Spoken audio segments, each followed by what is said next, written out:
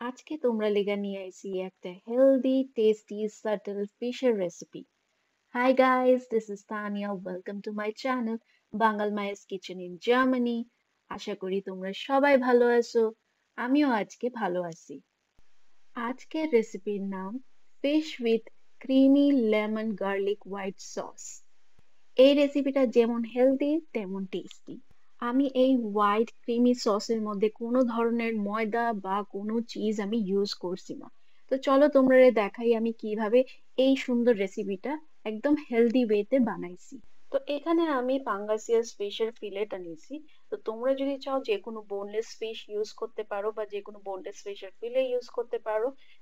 Anything will work here. এখানে আমি মাছের ফিলে এরকম ছোট ছোট পিস করে নিয়েছি যাতে ভালোভাবে আমি ফ্রাই করতে পারি প্রপোর্শনেট ভাবে, আর খাইতেও খুব ভালো লাগবে।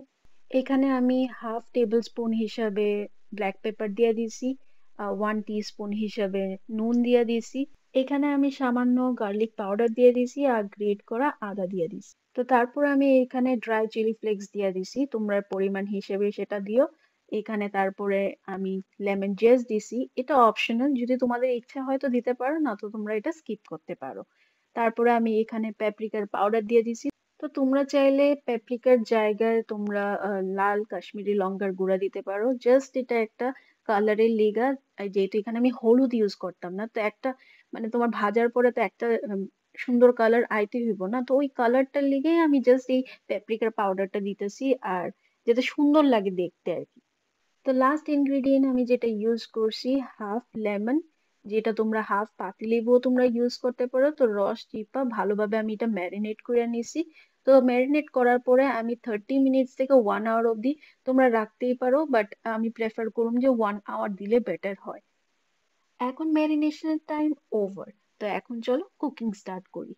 প্রথমে আমি প্যানের মধ্যে সাদা অয়েল বা সানফ্লাওয়ার অয়েল দিয়া দিব। তার লগে যদি তোমরা 1 স্পুন বা 1 টিস্পুন যদি তোমরা বাটার দিতে চাও তাহলে খুবই ভালো হয়, আর যদি তোমরা নাও দিতে চাও বাটার তা তোমরা স্কিপ করতে পারো। তো ম্যারিনেট করার যে মাছের পিসটি রয়েছে, তো সব পিসগুলো আমি একসাথে দিব না, আস্তে আস্তে এক ব্যাচ হয়ে গেলে তারপর নেক্সট ব্যাচ এরকম করে ভাইজা নিব। তবে সাবধান, একসাথে যদি সব পিস দাও তাইলে কিন্তু মাছের থেকে জল ছাড়ার চান্স বেশি থাকে। তো ভাজার সময় একটু একটু কইরা অল্প অল্প পিস দিবা, তাইলে দেখবা মাছটা ভালোভাবে ফ্রাই হইতেছে আর কোনো তার থেকে জলও বাইরিতেছে না। সব থেকে মজাদার পার্ট তো এইটা।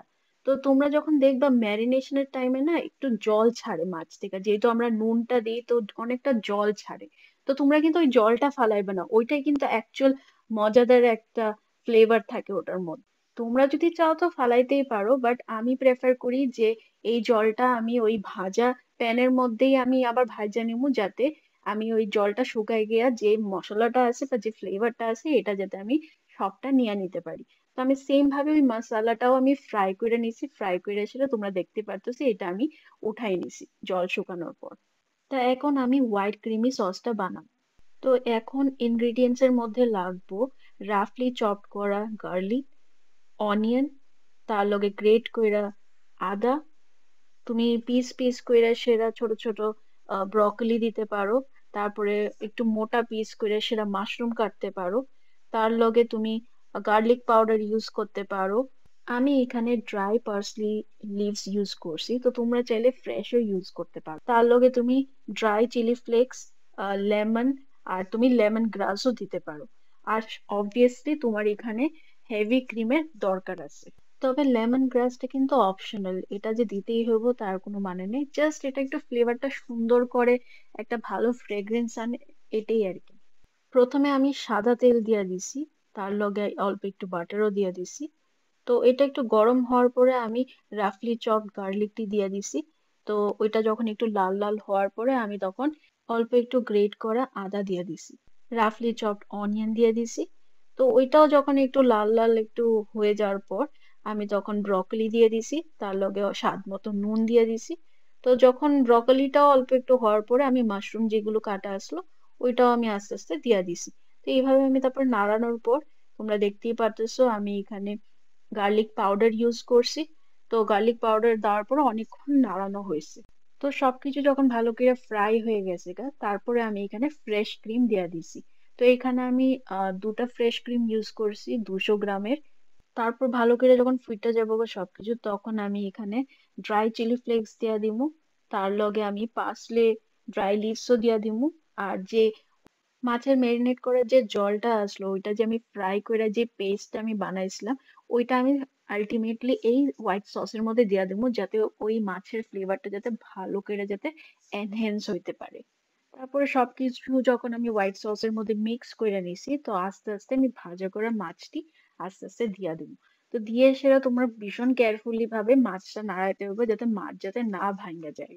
তো তোমরা পার্সলি লিভসটা কিন্তু যে কোনো টাইমই দিতে পারো, যখন তুমি ক্রিমটা দিবা তখনও দিতে পারো, বা তোমার যদি মনে হয় যে মাছটা দেওয়ার পরও দিতে পারো, তখনও দিতে পারো। তো any time you can give this ingredient. তবে এখন খুব সাবধানে নাড়াইতে লাগবো যাতে নিচ দিয়ে পুরা না লাগা জায়গা।